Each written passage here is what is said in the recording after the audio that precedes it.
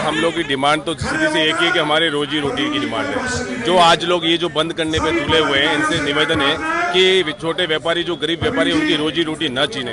अगर ये रोजी रोटी छीनी तो सरकार को इस चीज़ के लिए हमारी लाशों पे से उनको गुजरना पड़ेगा, क्योंकि हमारे पास और दूसरा कोई सहारा नहीं है।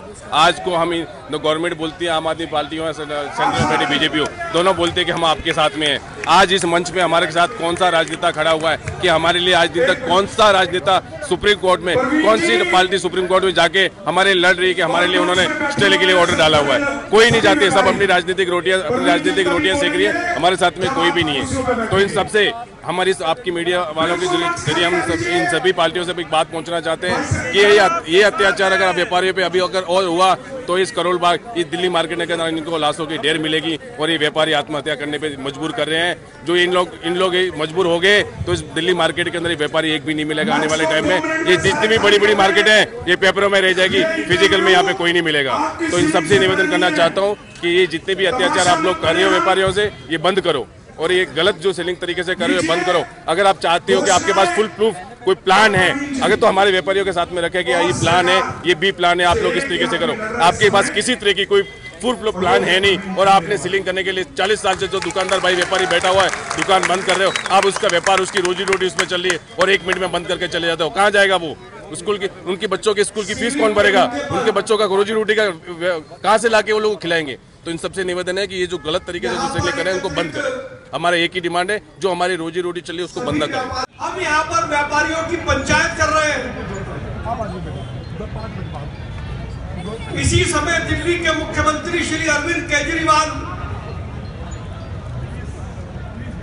अपने घर पर सीलिंग के मामले को लेकर के सर्वदलीय बैठक कर रहे हैं। इधर आ जाओ सर, इधर। अब उनसे कोई पूछे कि सर्वदलीय बैठक क्यों?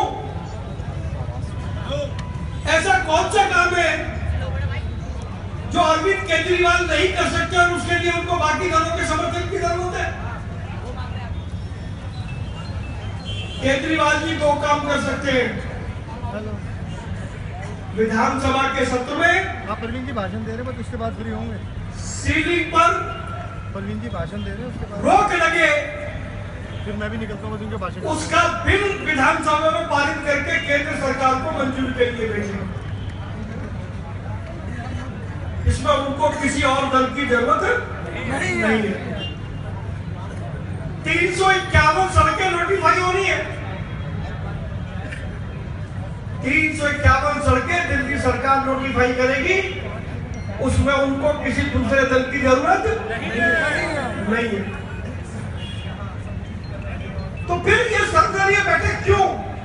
दिल्ली का व्यापारी बस निकल रहा हूँ, 2 मिनट का रह गया। उनकी राजनीति को नहीं समझता, यहाँ लेट तो ये उनकी बहुत बड़ी भूल है। खत्म होते निकल रहा हूँ। और ये उनकी नहीं, हाँ, कोई भी और पॉलिटिकल पार्टी, चाहे वो भारतीय जनता पार्टी हो, चाहे वो कांग्रेस पार्टी हो, व्यापारियों को बेवकूफ समझने की गलती करती है। मैं इस मंच से ये कह देना चाहता हूँ, सीलिंग क्यों हो रही है? ऐसा क्या गुनाह कर दिया हमने? अरे जब पाकिस्तान का आतंकवादी कसाब पकड़ा जाता है तो सरकार उसको 1.5 साल का समय देती है यह साबित करने के लिए कि वो निर्दोष है। और उसी कसाब के लिए रात को 2:30 बजे सुप्रीम कोर्ट खुलती है और हमारी दुकान सील करते हुए एक बार भी पूछा नहीं जाता, आपको बताया नहीं जाता कि हमारा कसूर क्या है।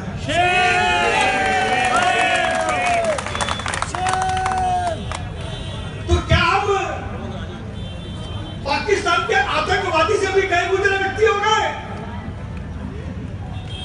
मैं मॉनिटरिंग कमेटी से ये पूछना चाहता हूं।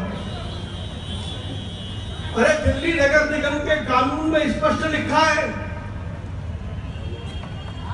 कि किसी के भी खिलाफ कार्रवाई करने से पहले कमिश्नर म्युनिसिपल मजिस्ट्रेट को शिकायत करेगा, उसके बाद हमको नोटिस मिलेगा, नोटिस का हम जवाब देंगे, व्यक्तिगत रूप से जाकर के सुनवाई होगी। उसके बाद यदि हम संतुष्ट नहीं होते तो अपीलेट ट्रिब्यूनल में हम जा सकते हैं, और उसके बाद भी हम संतुष्ट नहीं होते तो दिल्ली के उपराज्यपाल के पास हम अपील कर सकते हैं, और दिल्ली के उपराज्यपाल से यदि हमारी अपील स्वीकार हो जाए तब हमारी दुकानें सील हो सकती है, उससे पहले नहीं हो सकती।